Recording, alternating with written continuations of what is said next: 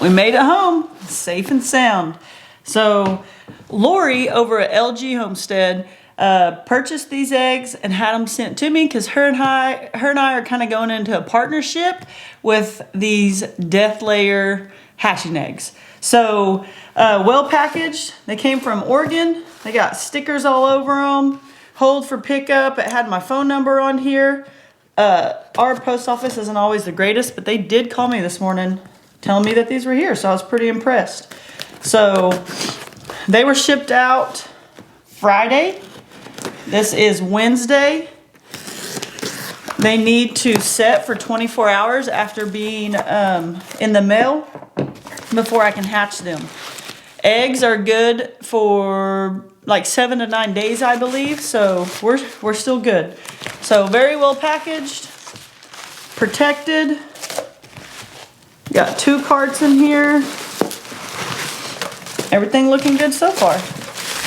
All right, so here's what we have. We got, it looks like a carton, either cut in half or some mini cartons wrapped in bubble wrap. The kids will love that. There's carton number 1. Carton number 2. Looks like they're wrapped in some paper or something. Yeah, they're wrapped up in tissue.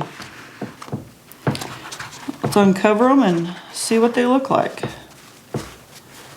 White eggs. Eggs should be pointy side down. So far they're all pointy side down. When you're wanting to hatch them, they need to be pointy side down so they can settle. Is it a myth? Who knows, but I don't want to find out. So far all the eggs look great. The temps have gotten really cold. They are a little chilly. So all 6 of these look good. Let's check out the other one. Uh-oh. That one cracked because the paper towel's wet. Dadgummit. So there's one. Let me get something to put this one in. Okay, so I'm just gonna put it on all these paper towels, but this one's soaking wet. I hear a crunch, so I know it's gotta be cracked. Yep. Cracked egg. It's gonna happen, but there's a big one too. Busted pretty good. That's kind of strange because all the other ones seem to be fine. These other ones are wet, but it's just because they were next door. So all the rest are gonna look good. One cracked egg isn't bad, but it is weird that, how does one egg get cracked? So, looks good so far. So what has Cassie gotten us into now?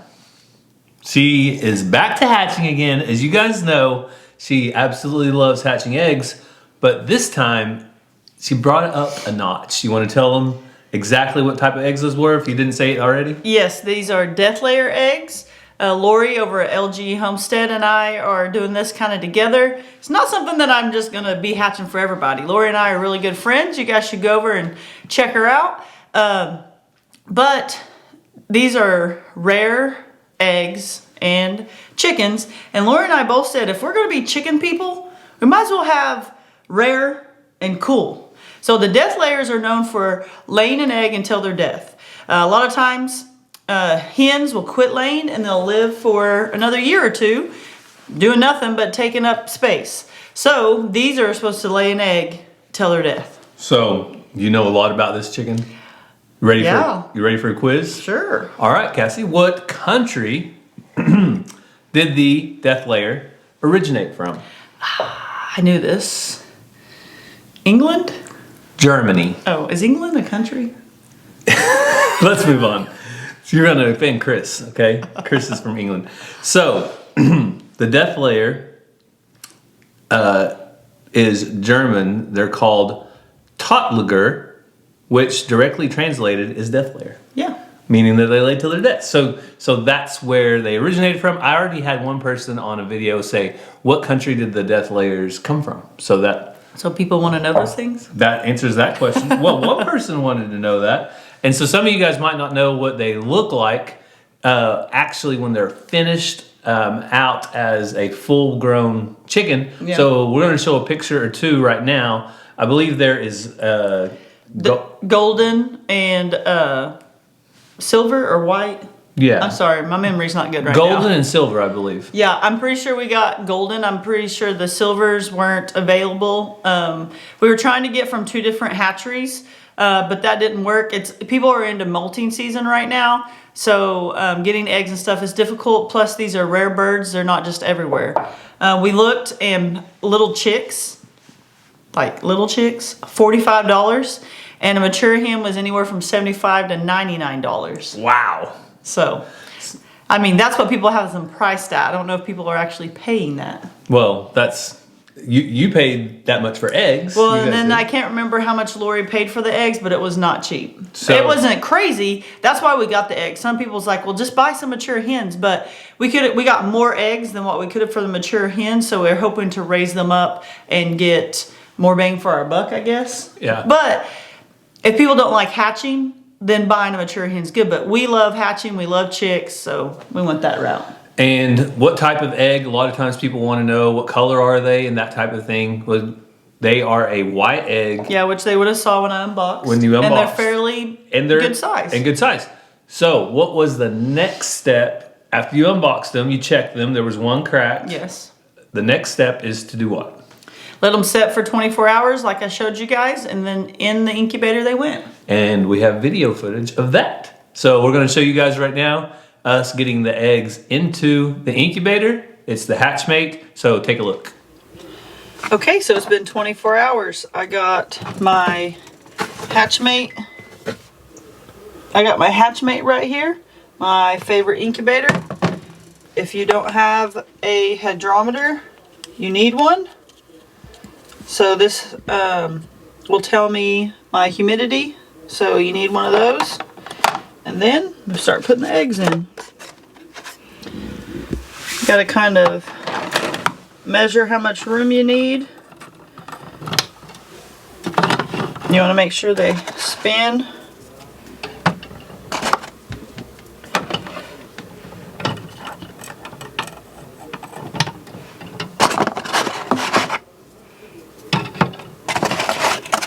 Should we put some other eggs in with them since I have more room? You can go grab another one. Well, you'll be able to tell them apart, right? Yeah, we did.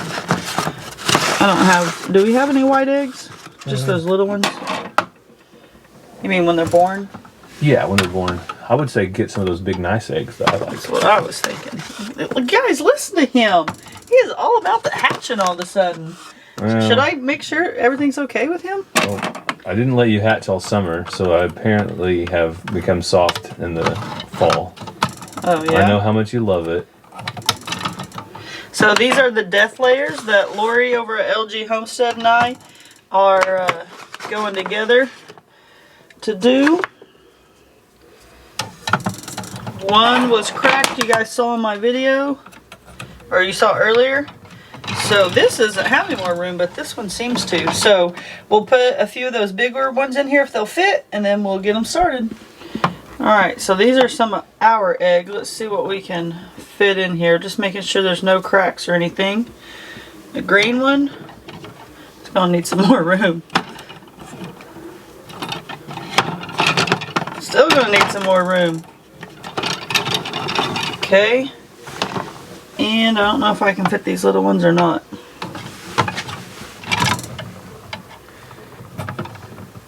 So what I love about this is I can adjust it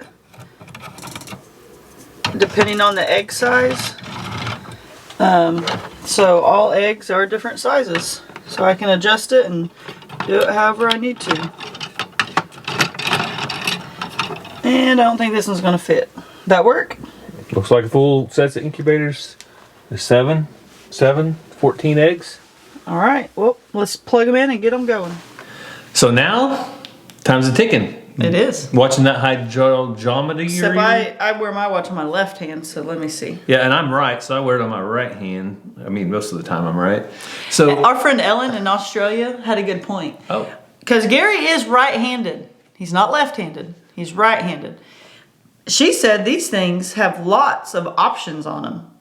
And when she goes to use it, if she wasn't using her dominant right hand, she would probably end up calling 911 on accident from accidentally doing stuff. well, I've worn mine for 2 days or 2 weeks. Sorry, I was going to say, what? worn mine for 2 weeks, and I haven't dialed any emergency contact numbers yet. And I think that what side does Ellen wear hers on? You said she's in Australia. What side does she wear it on? Well, just because she's in a different country doesn't mean she wears it on a different wrist. Just go with me. What Her side? left, I would assume. Okay, let's assume Ellen wears it on her left wrist, and she's right-handed. Well, in Australia, I don't know if this is 1,000% true, but This I is a believe made-up thing by Gary. the real quick. toilets go the opposite way of our toilets because she's on the other side of the world, in the bottom half of the equator. There's something going on there that's making their toilets go the opposite way of ours. I've seen this before somewhere. Just go with me on this. Therefore, since we are in the United States, she's correct when she's in Australia wearing it on the left side. And since I'm in the United States on the opposite, and the toilet flows the opposite way, I'll do mine on the opposite wrist. So you're so, like, gotta reach for something that you went the toilet route? Yeah. Okay. That's where this whole conversation has went, is to the toilet. So anyway, That's not where it's at now. we have lots of stuff going on the farm. We're in the middle of projects as we speak. You guys make sure you're watching Walker Farm. Find mine in your Apple Music library. I couldn't You can ask me find... to play the Siri. radio station. Hey Siri. Hey Siri, what arm should you wear your Apple Watch on? Here's what I found. The proper arm to wear your watch on is your non-dominant hand. In case you're left-hand, Apple always advertises Apple Watches with the... You gotta open the page. But guess what? Steve Jobs In invented... your brain, you're left-handed. Steve Jobs invented Apple, and he's no longer with us. So I can't ask him which one is actually correct. Because he was... He didn't invent the watch. He was the founder, though, of Apple. So... But he didn't invent the watch. Yeah, he's the only guy that could really tell you the correct thing because he was the founder. So, and Steve, one day if I ever see you again, I'll ask you, and you can tell me. But right now, he's... You're really reaching. Okay. Okay. So anyway, we have lots of things on the farm. We have... What do we have, Gary? We have... well, I don't know what you're going towards. What stuff we got coming up?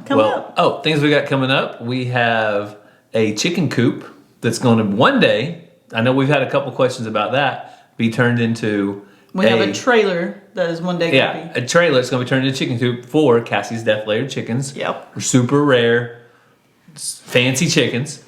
We've had a calf that came down with some issues.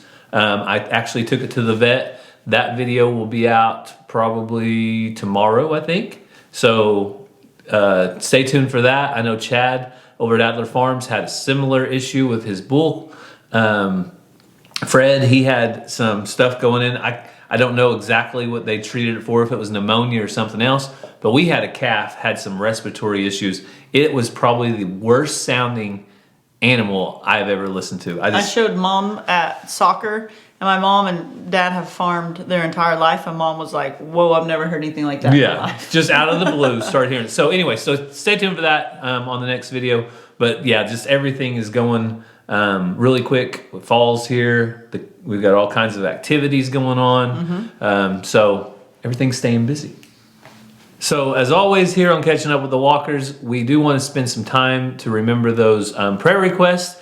We have been getting a lot of them on different social media platforms other than just YouTube. Yes, a lot of people will message me privately on Facebook or email me We read those, we hear those. Some have asked for us to put them on our prayer list at church and things. So we are praying with you. We are praying for you, and God hears and sees those needs. So also over on Do Your Best, DJ Arms's channel, she interviewed the boy from their town that had got hurt last year, and we had asked you guys to be praying for them. She actually interviewed him, and it is an amazing story. So go over there to Do Your Best and watch that. It's truly remarkable. Also, I had somebody ask a question on an older video from probably 2 to 3 years ago about our little buddy Jericho. Oh, yeah. And how is Jericho doing? Well, a very, very good praise report. Jericho is doing awesome, cancer-free. Yep. And he is one of Ransom's little buddies at school. He plays soccer. He plays in soccer now. He is doing awesome. I know it may have even been before we did catching up with the Walkers, but over on Walker Farm Fam, we had requested prayer for Jericho way back. And somebody this week reached out and asked how he was doing. So there's your update on Jericho. He's our awesome little friend, little buddy, doing great, and truly a miracle and remarkable healing of him. Yes. So we thank you guys so much for watching. If you have prayer requests, please leave them down below. We always enjoy you guys interacting and praying for each other and helping each other through these hard times. We hope you have a great day, and God bless. We love you guys.